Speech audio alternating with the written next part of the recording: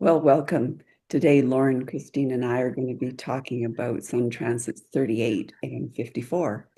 So we'll be exploring around, seeing what we can learn and what we can play with over the next two periods of 5.5 days.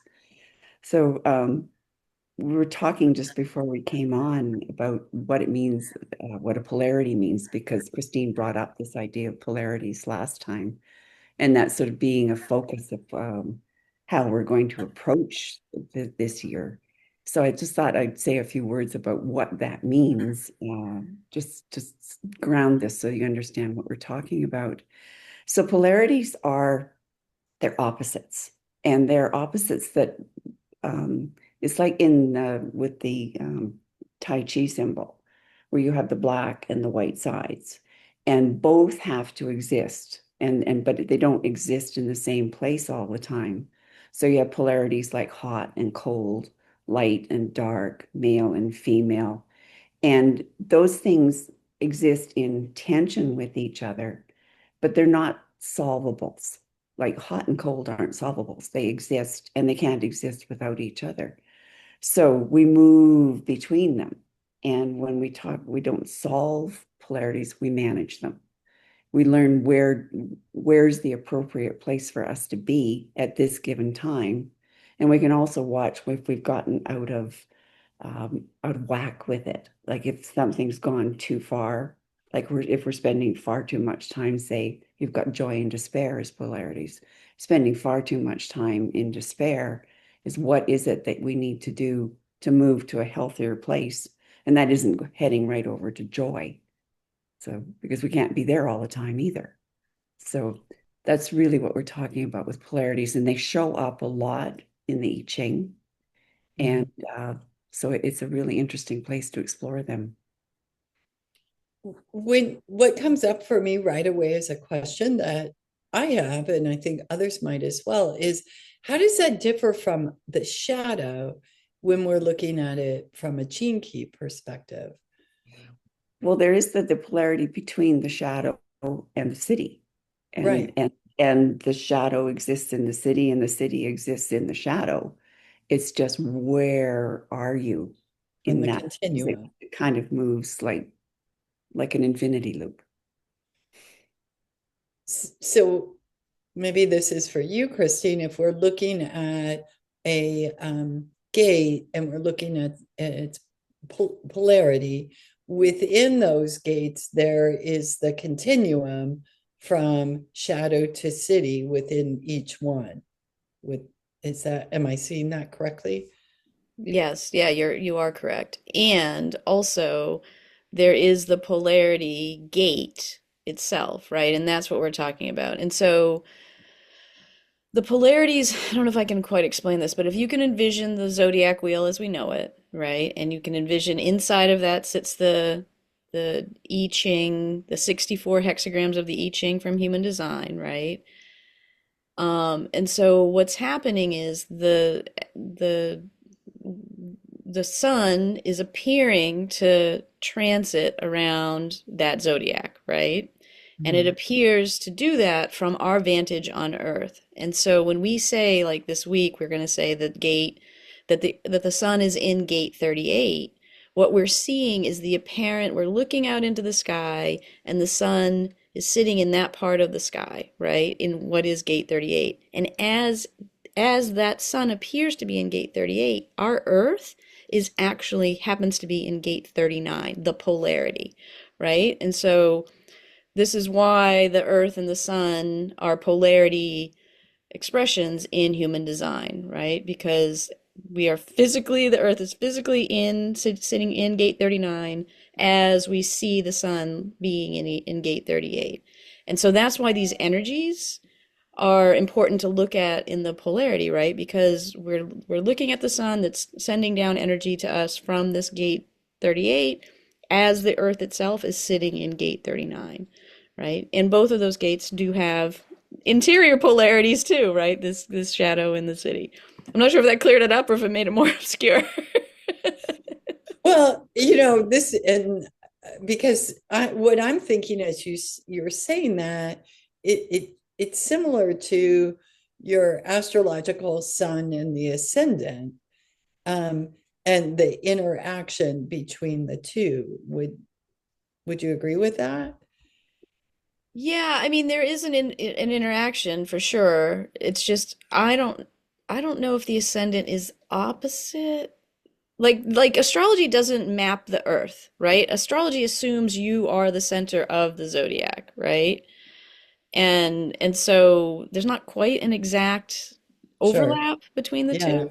Yeah. We'll have to bookmark this one for Anastasia then. Yeah. Maybe she can help clear it up. But it was actually helpful for me. I just finished up the next transit calendar for 2026 and I changed out the cover. And on the cover this year, the art is actually the human design mandala with the sun in the middle and the earth in gate 31, which is the polarity to gate 41, which is the beginning of the human design cycle, right? And so it was actually a helpful visual for me to like imagine myself on that earth in that picture, looking out at the sun and seeing that it would appear to be in gate 41, right? And so just this idea, it's just, it's tricky, right? It's a weird setup. We have to imagine, how the sun appears to us as opposed to how it's actually working, right?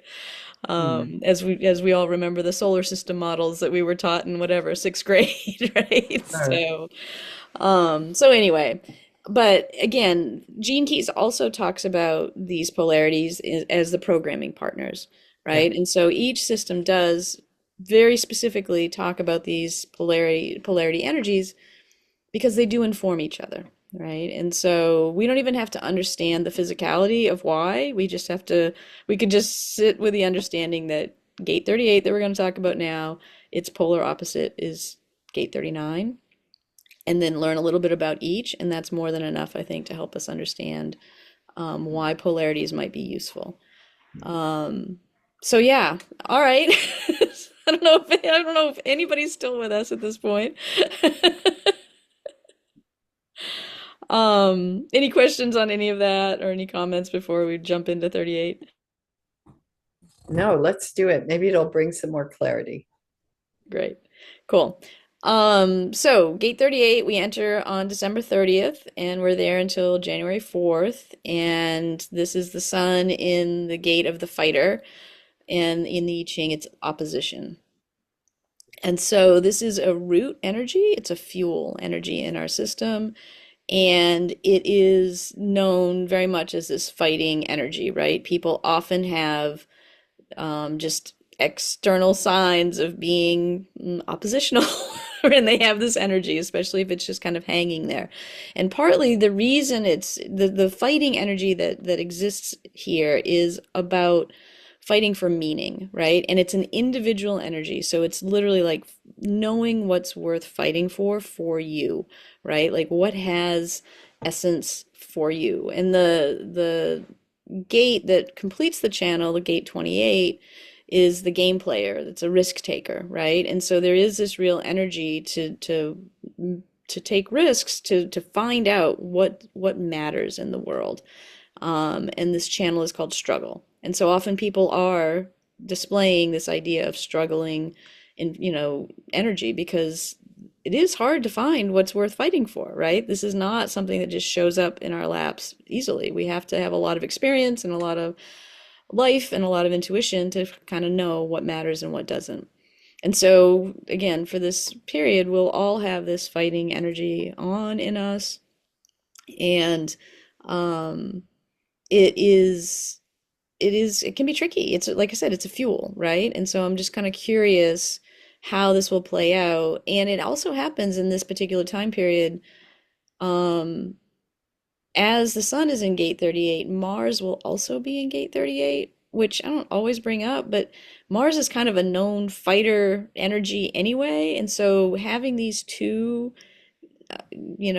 energies together conjunct in the same gate in the same time period for the whole time makes me wonder if it might show up even more strongly for people. There may just be some more like, what is this? What does this matter? Am I doing this thing? Does it have any meaning for me whatsoever? Am I changing anything by doing this? Like that could really be showing up for people, I think, in the next few days. That would be really interesting with what's going on in the world right now. It's because they think over time things have changed because a lot because of this particular gate. Because there would be no momentum to move forward, to change, to find the meaning and make something different in the world without it. And it feels like there's a lot of people that have been sort of spinning in, I'm not really sure what to do. And maybe this is the time to pay attention to what's coming up for you. Yeah, yeah, exactly. And the polarity gate, which I didn't really talk about yet, the polarity is gate 39, the provocateur, right? Also a root energy, also an individual energy, also here to provoke mutation, right? Both of these energies want individual energy in our system wants mutation. It's working towards making something different, hopefully better, right? And so these two energies together, this provoking, oppositional pairing could bring up a lot of things, especially for us individually, right? And you're right, we might see, and again, we're all individuals, we're all living in this energy in the moment, and we're all struggling for some meaning and some newness in some way. I think could be interesting few days. Well, it's interesting that this falls right in our Gregorian calendar as we start a new year, because this would traditionally be when folks are setting intentions of what's important to me. What am I? Because in a lot of ways, intentions are what am I going to fight for this year? What am I going to put my energy towards? And so, although we spoke about this in the Capricorn reading, this isn't particularly the best time astrologically to actually drill down on those intentions. My sense is they're coming up, though. It might be a good time to jot them down. I know for myself, I can feel things popping up and stirring within me, but there's not enough there to grasp on yet. But there's the thing that really strikes me about this gate and the hexagram 38 is this sense of struggle, and how do we find our way through this struggle. And struggles don't feel good, but they often are exactly where we grow. Yeah. And then this too, Richard Rudd points out that this isn't a thinking hexagram, you're a thinking gate. It's just so much, what am I feeling? And the energy flowing. So there's like that, you feel like things are popping up. The energy's bubbling. But if we don't know what to do with that energy, it can get misused. And as I was thinking with this one, the movie Fight Club came up for me. Is that fighting and so just like almost just to get rid of the tension, the energy in the body, because there didn't appear to be any reason that these two people would be fighting. They didn't have a problem with each other. It was just an opportunity to, to be the warrior, to have the fight, and then I guess walk away released in some way. And so there's no thinking in this one, and it's one like you watch when people get really angry and then they just do something. Like you wonder how some horrible things happen and how people couldn't have thought it through. And I'm reading this one and realizing they weren't thinking at all. They were just acting. And so and I mean, I've thought about uh, different practices one could do. And I realized Richard Rudd offered the only one that really matters here, and that's to take a breath, because that's the only thing you can do to interfere with the flow of energy. And then you've got some choices. Yeah, that's really interesting. Like I said, it is a root gate, it's a fuel gate, and but it connects, like I said, to 28, which is a spleen gate. This is our intuition, right? And so this is part of the struggle is learning to trust our intuition over what's worth fighting for, right? And also where to put our energy, right? And so the 28 actually carries the fear of death, right? And so this energy is very much about how do I live while I'm alive, right? Like, I don't want to die having not had any meaning in this lifetime, right? Like, this is the underlying energy of this channel. And so I think that you're right, Lois. I think the expression of it can often be very just kind of instinctual, but impulsive, like not informed, right? And so I think that is something that this is what the struggle is trying to get us towards, right? An informed use of this energy, not a mind use, but just an informed understanding of, oh, this has meaning to me. This makes a difference, right, to me. And this is something I want to do before I die, right? This is a good thing I want to do before I die. Well, there's probably bad things too, but you know. Well, going back to Hilary Barrett's interpretations, her question she asked is, how could this tension be creative? And what I'm hearing in what you're saying, Christine, is we've got this felt energy that's creating a tension, and the correct use of it is to actually bypass our thinking and go to intuition, because that's where at the higher plane the real answer is going to come. I think in our mind is where we would get stuck. We would get locked into a loop. And so when I was feeling into this gate, I was thinking about what Gemmos work with struggle, with tension, that help us release that. And there's a couple that came to mind, but my go-to would be field maple. And field maple is exactly about releasing the struggle. It's about creating ease. And when I lean into all you both are sharing about the gate and through the gene key lens, it feels like what's needed here is ease. And when you said breath, Lois, some ease. And what field maple does is exactly that, is bring about ease. It is also an extract that works with the liver and gallbladder, and so it's cooling. And what the concern would be during these days is we produce a lot of heat.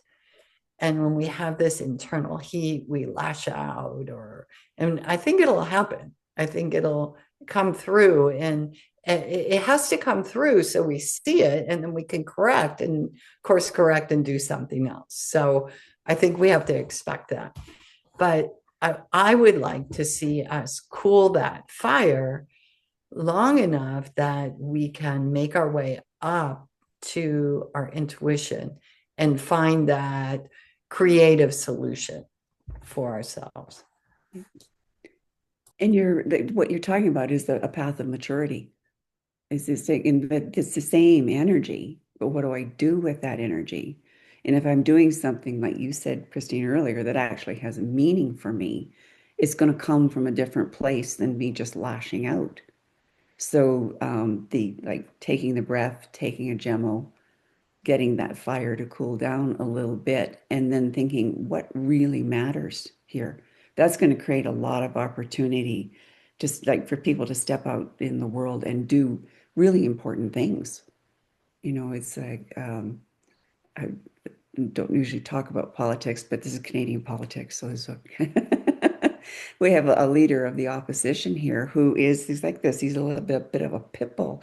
And I was reading about this particular gate and thinking, and if he just did this bit of maturing and stood up and just stopped just fighting and was more wanting something, the things he talks about to really happen well, he could be really, really positive force in society rather than just being, no, that's not good enough. I'm going to fight with you about everything. So if you're listening there,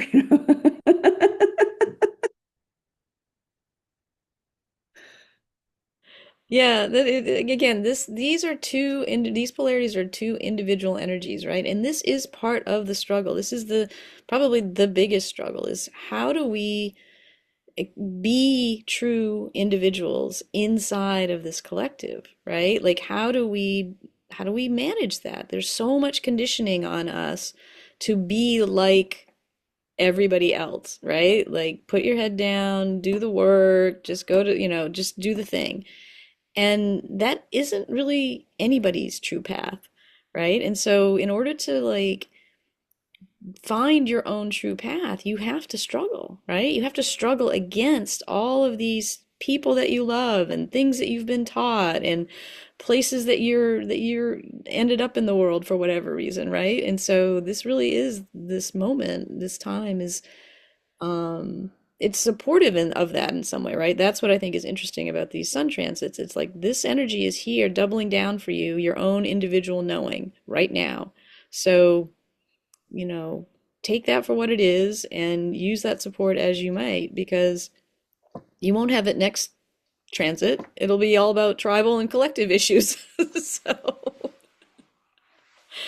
um, so yeah, so then after we get out of gate 38 and we've done all the fighting and the struggling and we've hopefully found something that it seems meaningful, we walk into gate 54. The sun will be in gate 54. The earth will be in gate 53. And it's interesting, like it isn't oh like it's interesting to me that the numbers actually correlate this time. It's very unusual. I didn't realize that both of these energies do that. And also the other interesting thing is they're all root energies. They're all fuel. And that isn't always the case either. The polarities are very often different centers and all of that. But it is interesting again, like Lauren was saying, the time that we're in right now, right? Like I think about this dark, it's starting to get lighter again, but it's still in the northern hemisphere, there's a lot of long nights, short days, right? There's fewer things growing, there's less food. This is winter, right? It's a tricky time to get through. And so I think about all this fuel energy here trying to help us like push through to lighter, more abundant times and ways. And gate 54 is the gate of ambition, right? It's also called the marrying maiden in the I Ching, which has a whole side story. Maybe Lauren can fill us in on that. But this is, again, it's a root fuel, it's a tribal energy, and it's about being ambitious, right? To make something of yourself, to make it on the material plane, to make money, to aspire to great things, right? This is a very pushing, I feel it as a very pushing energy, right? Go out there and make something of yourself kind of energy, right? And it is not individual. It's like do this for the tribe, right? Do this because you need to provide for others. And I think about it being like, to me, it's a really capitalistic energy. Like, if everybody's out there grind, nose to the grindstone, pushing on, it's just like, yeah, okay, like we did that, and now what do we, now what's going on, right? But it isn't just that. Like this energy is also connected to the spleen. It's also about intuition, right? It's also about knowing what's worth preserving, what's worth trying to be ambitious for, right? Like not just being blindly ambitious, right? Like you go out, you do a job that makes sense to you, and you make a little money, and then you spread the wealth among your people, right? And then you use your free time in a way that's fulfilling to you, right? So it isn't necessarily a driving energy, a blindly driving energy, but I do think we actually experience it a lot like that in the world as it is right now because of the way the world is right now.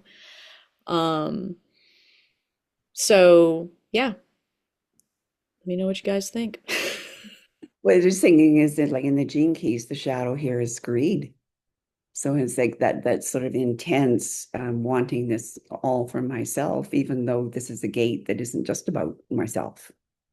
And so at that sort of lower level of development, we're really looking at what can I do for me, and how can I just make this good for me? And it in that it creates a lot of interesting things in people. Richard Rudd talks about being able to smell this on people. And but like you get around somebody that's really that in that desperate sort of greedy way, you can feel it. I had not thought about smelling it, but it's and like that turns people off. It pushes them away. So that's sort of counterproductive.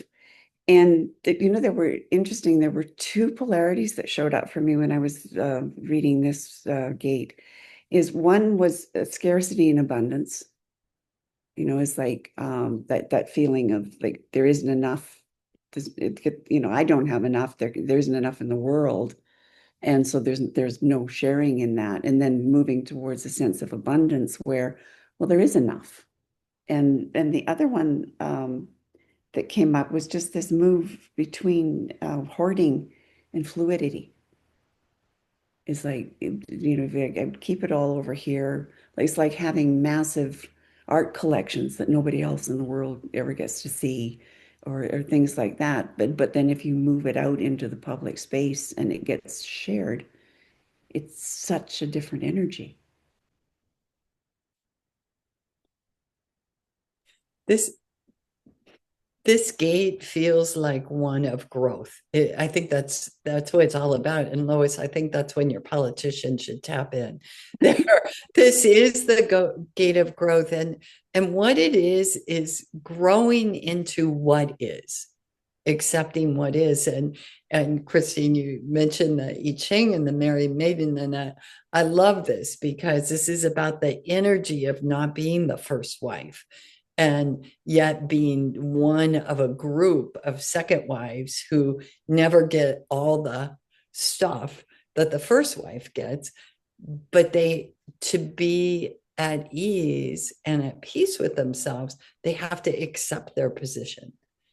And this is really interesting given the world stage right now, because we have a lot of jockeying for position, don't we? And power and things shifting quickly. And I think this will be very interesting during this 5.5 days, because someone is going to have to accept being the married maiden here. And maybe quite a few. We all can't be the first wife. But the word that really comes up for me is growth. And I think for myself, that's what I would place my attention on, is how can I grow into who I am and where I am right now?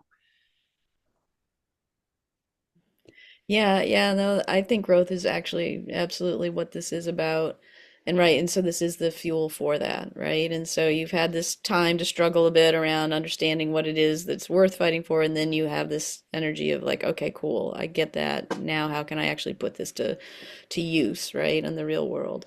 Um, and again, the polarity gate 53 is about beginnings, right? And so there is this energy to like start something new or see as something new and work towards it, right? And so yeah, this is a place where I agree that there is um that that support for all of that. And again, gate 53 is also it's like I said, it's a root energy, but it's a collective energy too, right? So it's this understanding of like how do I take this ambition, this tribal ambition, but not make it just about me and mine, and make it more about how does everybody thrive, right? And how does everybody benefit from this thing that I bring?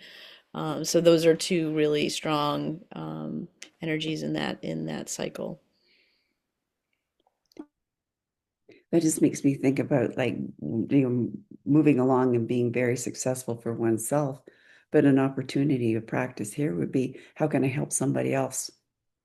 Because I could take somebody else under my wing, or help them get their business off the ground, or anything like that, or big brothers and sisters. How could I take on, a young person that needs some mentoring, just to start sharing sharing your knowledge, sharing your intuition, sharing your growth, and being in the world.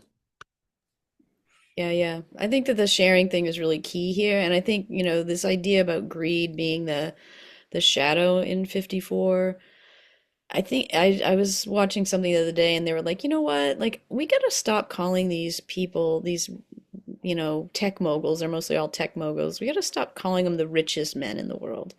They're not the richest men in the world. They're the greediest men in the world, right? Like we have to use the language correctly. And that really resonated for me. It's like, yeah, that's it. Because again, nobody needs billions of dollars. They themselves can never possibly ever use billions of dollars. And now into trillions. They're almost into trillions of dollars of personal wealth now, right? And it's just like, this is this gate 54 energy gone awry, right? Like something happened in their trajectory that they lost the thread on what it means to be ambitious for yourself and your people, right? Like they lost the whole sharing thread. So I just think that's an interesting, if you need a visual for 54 of what not to do, we have that. Well, that's interesting, Christine. This week I was listening to Michael Mead on how we are exactly where we're meant to be right now. And he's one of thousands saying the same thing, but that these folks are emulating where we don't want to go. And they have to do it to the extreme. So, and to the point that we're like, no, that's not the direction, right? But bringing it back into the actual transit, I see this time as an opportunity, like you were sharing, Christine, for us to determine what is my supporting role here. And so first we're in this period of gate 38 and what am I going to fight for? What's worth it? And then now, what is my supporting role here? And so to accept a supporting role, we have to be mature. We can't be looking for greed or for attention or for, whatever, the spotlight on us. And that's why this Gemmo tree is so perfect. So when I was thinking about it, I was thinking, okay, which Gemmo trees play support roles among the nervous system? So to me, support roles mean they have to be accompanied by another extract. And they boost the effectiveness of that. And so there's a couple. We could look to blackcurrant, right? We could look to magnolia, but I chose gray alder. And let me tell you about gray alder because it is the marrying maiden of the forest. Gray alder is the scrappy, there's a whole group of them. They come in, they regenerate the soil. They are there in service of all the big beauties. So only because of gray alder can we have oak and maple and beech come in and create our beautiful forest. They will never be those tall beauties. They won't. But they are still so important and they are key in playing that support role. If you have the opportunity and you live anywhere near riverbanks or wetlands, they're often all jammed up along the edge, just doing their work. And they're all about regenerating and repurposing. And I take that on a level of repurposing how I see myself in the world. So no, I don't want to go this way with, the greed. I want to repurpose and I want to get rich in other ways. And I think gray alder would be a wonderful support to that. It is all about working for the higher good and envisioning a new future. So consider that for these 5.5 days. Yeah, I love that visual of all these little ambitious trees, right? Exactly. And they're not alone. Right? Yeah. But it ties with that idea of like helping boost other people in the world. It's like, how can I make it better for other people as well as just me? what a thing, flipping this around and having the people who have that scarcity mentality and think that there isn't enough is like, what isn't there enough of? And what's the hole you're trying to fill? Because that hole is probably so big it's not fillable, which goes back to this gate 38. It's like, what's actually going to bring meaning into your life? And if you're moving from what's meaningful, what do I love? That'll start to fill up that space. And it won't need to be money and stuff so much. I mean, there's nothing wrong with aspiring. There's nothing wrong with wanting to gain some wealth, have nice things, but it's like this is where it's out of control. Then it's a problem for society. Yeah, I think that this is a lot of conditioning, right? Like we all know that whatever lit us up as children, it's very unlikely we're doing that as adults, right? And it's not that the lighting us up has changed. It's just that we were conditioned at a very young age to recognize that, yeah, whatever that is, that thing is that you love, that's not going to make you any money. Right? And so people, mostly have been shoveled down this path that, doesn't fill them up, right? And this is a thing where I think people can, like this ambition, this keeping up with the Joneses, the climbing the social ladder, right? People get on that track thinking that that will feed that need, that, that will be the thing. Well, if I just have enough of this stuff, more of it will make me happier, right? And it's just like, no, it doesn't. And again, we can see it all, Elon is a great example, right? Like that man is not happy. He's got all the money in the world, but not fulfilled, right? And you could even make the case ostensibly that he's doing work that lights him up, but whatever, it's not working for him. So just in general, like most of us, all of us, right? We live in a conditioned world, right? We are conditioned, even if we ourselves have worked and done all kinds of shadow work and done all the things, like there's still, we just live in a conditioning environment, right? And so it is something that's always happening for us, right? Like, who am I really? We don't know. We often just don't know. So, so let's make 2026 that time. There's supposed to be a change happening, so maybe that's what we're getting set for here. Yeah, absolutely. And I do think that is true. Like we are, all of these things that we're talking about, all these things we're paying attention to, you can hear it. Like there is we've done this cross, well, in human design would say cross of planning. We've done it for 400 years. We built all the things, we came together in all the institutions, we made all the things. And now we're like, do these things even work? Do we even like these things, right? And we're definitely at this point where we're like, yeah, there's something else here. We're missing something, right? And I think that this is exactly where we're going, right? And we're hearing it in all the places, and we can't get to that next place until we've gone through all of the fraught, rock bottomy things that we seem to be doing right now. So, Yeah, that felt like a place to end. All right, so thank you for being with us, and we hope we'll see you next time.